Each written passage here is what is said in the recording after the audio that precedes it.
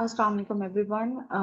I am making this video for all the students who have already done the chapter The Ottoman Empire and now just want to go through the important things, and they must have the question in their mind that what are the points that we should cover, what kind of questions will be there in the exam. So this is the video for all the students. I will be covering the important points, and then at the end there are some sample questions. In those sample questions, I have shared the outline of those questions and how to attempt it and what kind of questions can come. Remember that the points that I'm sharing in this file and also the question, your preparation is not limited to that, but it can be one of the important point or one of the important tool while preparing for the exam, and also it covers 70 to 80% of the important things. So first of all, starting with the Ottoman Empire, the foundation. So it was led by Osman I. Now what happened was that in Asia, a lot of tribes were living. Mongol invaded Asia and they pushed those tribes to move to other places. So Osman I, along with his tribe, the Kai tribe, they basically moved to this area that we are seeing right there, the dark bluish greenish color. So they were forced to basically move to that point right there. And then later on, this small independent, they turned into a small principality because he worked a lot in that region, and then he was able to have this power of owning the that area. Later on, they expanded their empire. If you look at the map, the Ottoman Empire, this dark bluish greenish color shows us in the center. It was originally basically from where it started, and then over the time, the area that they took control over, it shows that how much they expanded. Then the dark green color, the second one shows us the time between 1359 to 1451. And we see they basically captured the nearby areas. While doing that, they basically stepped onto Europe. Their main concern was Europe. The good advantage that they had was that they had access to a lot of seas. You can see Mediterranean Sea, Black Sea. They were able to have power over the Red Sea. So all these things really helped them.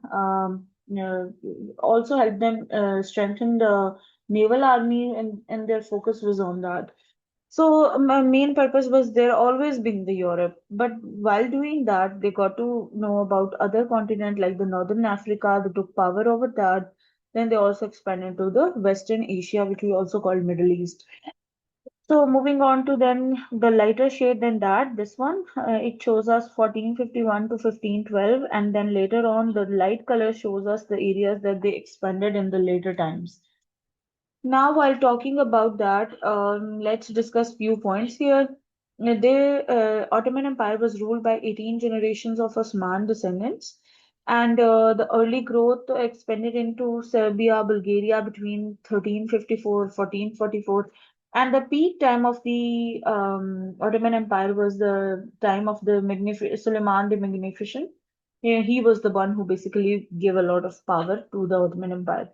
Now talking about the elite dynasty court. Now this is one of the unique feature of the Ottoman Empire. They had a proper army built for the primarily for the Sultan only, but later on they also took part in the war, and they also started doing academic and other things were associated with that. So originally it was created by Sultan Urhan I, and then later on it was refined by Murad I by adding more powers, giving more powers to them, and making it a disciplined force.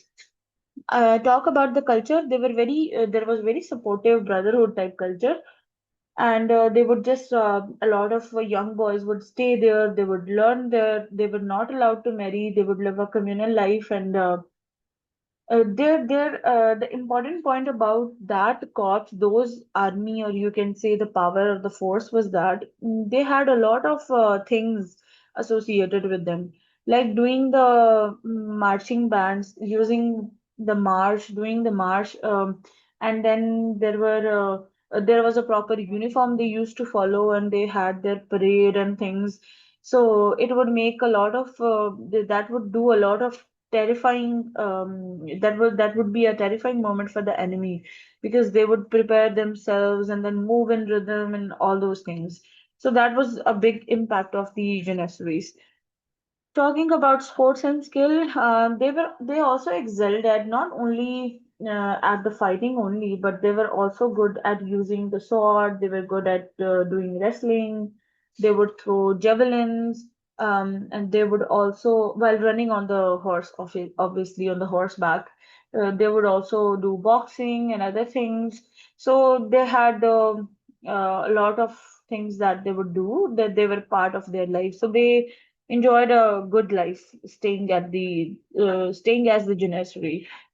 Now talking about the succession and power struggle in the Ottoman Empire. Ottoman Empire was their power usually in the very starting, so they did not have had a set of rule because um, Osman, when he started that, then he was also a capable son of his father. So later on, the distribution of power, the movement of power was done in such a way that the capable son would get the power. That was the usual thing that they would do. Any son could get the power. So now what started to happen was that they became greedy and they started killing each other. The brother, I mean, the generations, there was a lot of greed in their eyes now. So what happened was that Bayezid I, who in 1389, he basically killed his brother to get the power. So the mother also got the power, the mother of the Sultan. She became the Walda Sultan. She also had a lot of significant powers. So this law then later on was changed that the power will be given to the eldest son of the Sultan, which made the things easy, which also did not give the chance to the younger siblings to basically, they did not have had this thing that they would kill each other, brothers, or like the situation would not happen again. So that's how the succession was given to each other. Now talking about the women in the empire, the women had a lot of influential perspective in the Ottoman Empire. So they were given a lot of rights. They were highly valued, but the wife of the sultan. I mean, the women had to be wife of the sultan or a close relation with the sultan to get those significant powers. Giving the example of the Hurrem Sultan, who was basically a Polish girl, she was a slave and she was brought to the Ottoman Empire. Later on, when she married Suleiman then after that, she left a massive legacy and a lot of things are associated with that, the architecture, grand buildings, and then she's also famous in the history.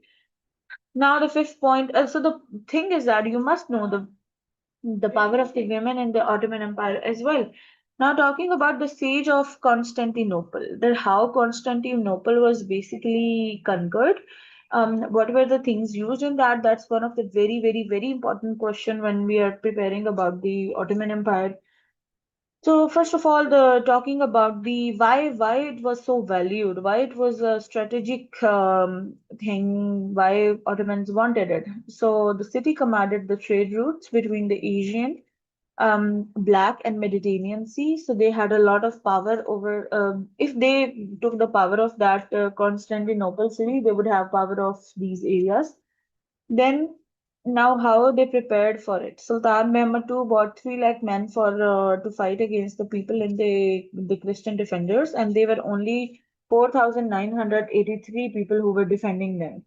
The atmosphere was made in such a way to terrify the people. The atmosphere, a lot of bells were rang from different cities to show that they are going to conquer the Constantinople. Now talking about the super weapon of 1453, Urban's Great Cannon. Okay, so what happened was that a Hungarian named Urban, who left the Byzantine because they could not pay him enough, he basically made a cannon, a 29-foot, 8.8 meters bore cannon. The power fire massive stones weighing up to 1,300 pounds, 590 kg. That was basically the power of the Urban's great cannon that was used in the 1453. The limitation of it was that it overheated so quickly that it could be only used fired 7 times a day. So that was the one of the weapon. It's important information. You should be aware of that. Then the medieval siege tactics, breaking the walls. Tunnels, Ottomans dug under the wall. Defendants countered by throwing burning material into the holes. Siege towers, tall wooden towers, were rolled against wall to attach ladders. Naval power was used.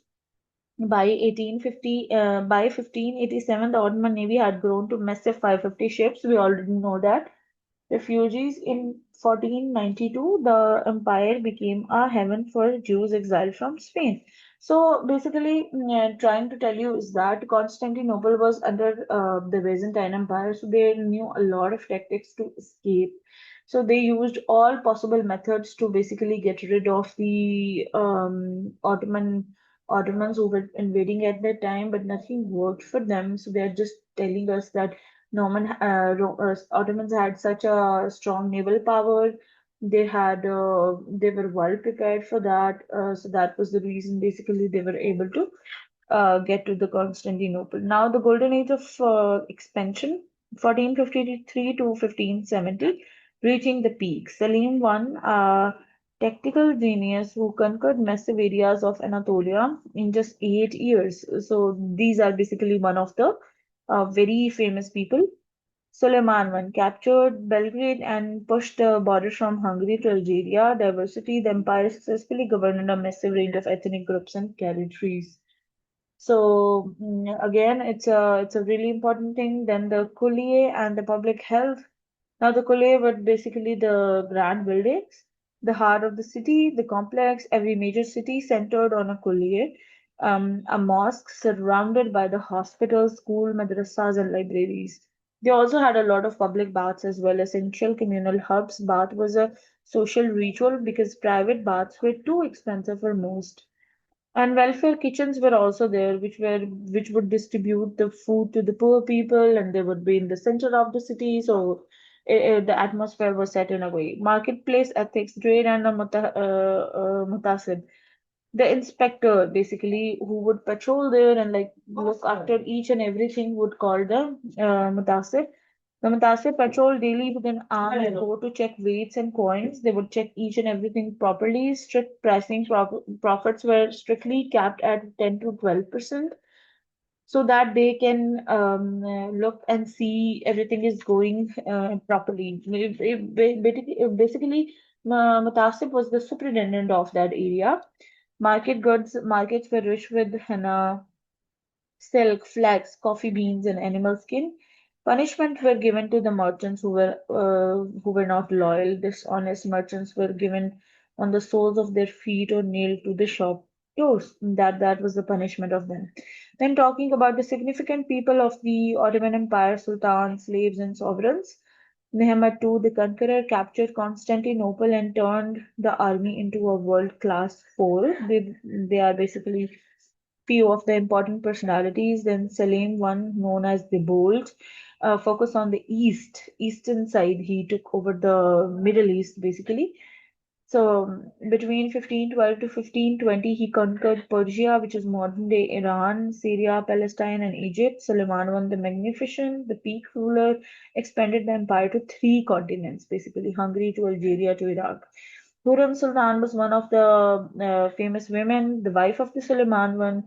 She was kidnapped from Poland at age 12 and forced into slavery, became the legal wife of Suleiman I, later on a massive cultural patron who left a legacy of grand building and architecture. Then art and architecture, the visual language of the empire. In the 1481, they built a Topkapi Palace. The massive palace was in Istanbul, and it served as the administrative heart. Was also the area where the sultans were able to show off their power. Sultan Walida, Queen Mother, played a huge role in commissioning architecture, especially when their sons were young. So they would build a lot of mosque and like other structure. Rank and fashion, even military gear was art. Burgonets, like the special kind of the helmets were made. Scimitars, curved Swords were often highly decorated with colored clothes and fine craftsmen to signal wealth and rank. Then talking about the Eastern Front and the Safavid conflict. Now important point. Who were the rivals of the Ottoman, the biggest rivals? Dominance in the East, shift in focus. Selim one turn away from Europe to secure the East. So basically, he said, "No, let's focus on the East first because Europe was cold. It was difficult to get, so they focused on the eastern sides.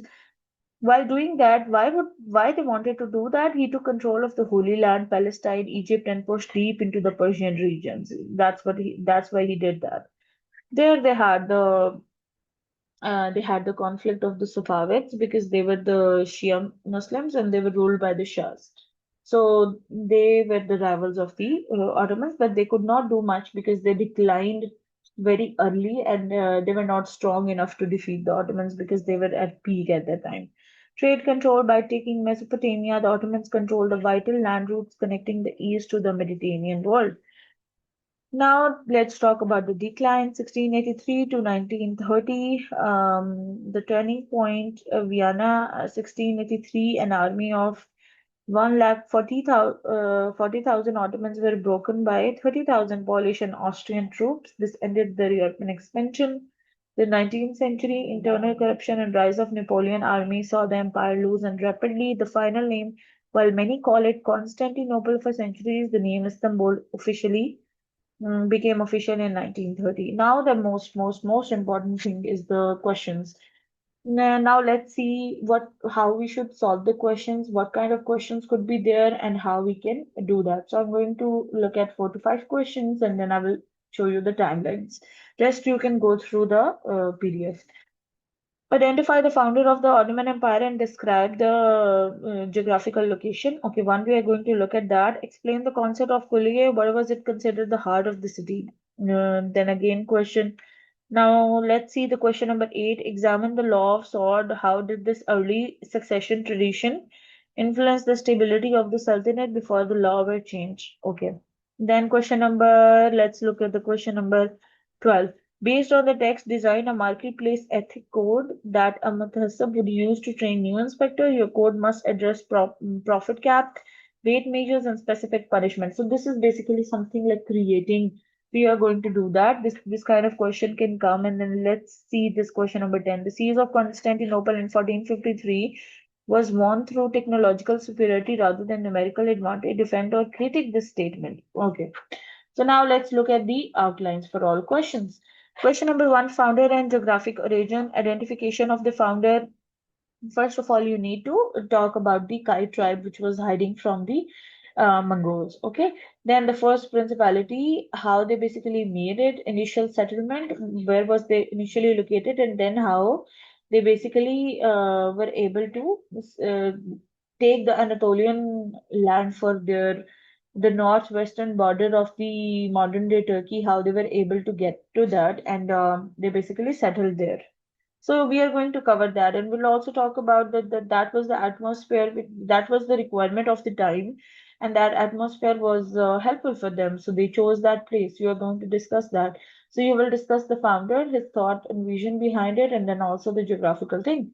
So that's what the question demanded, and then you will be good to do that. Then the next question was what were the kuliye and how why they were called the heart of the city.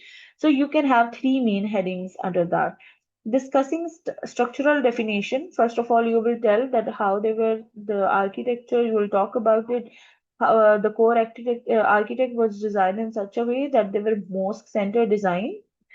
Then satellite institution like the things which were appointed nearby were madrasas, other kind of amarat, hospital and hammam.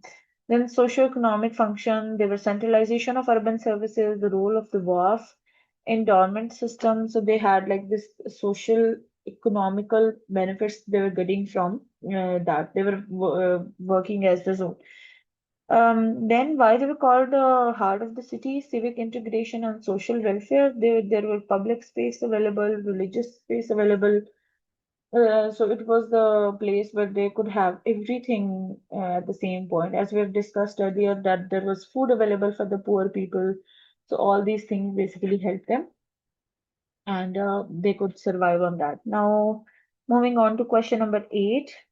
the law of the sword and succession. So you can talk about the traditional custom they used to have before, and then how they fratricide as state policy, how they changed it to that, and then effect on stability. How do you think that it later on impacted the people? So you can discuss following points. Then we have question number 12, marketplace ethic code, which you were supposed to make. The standard of measurement, you can decide on that. Pricing and profit, you can decide on your own, with your own thinking.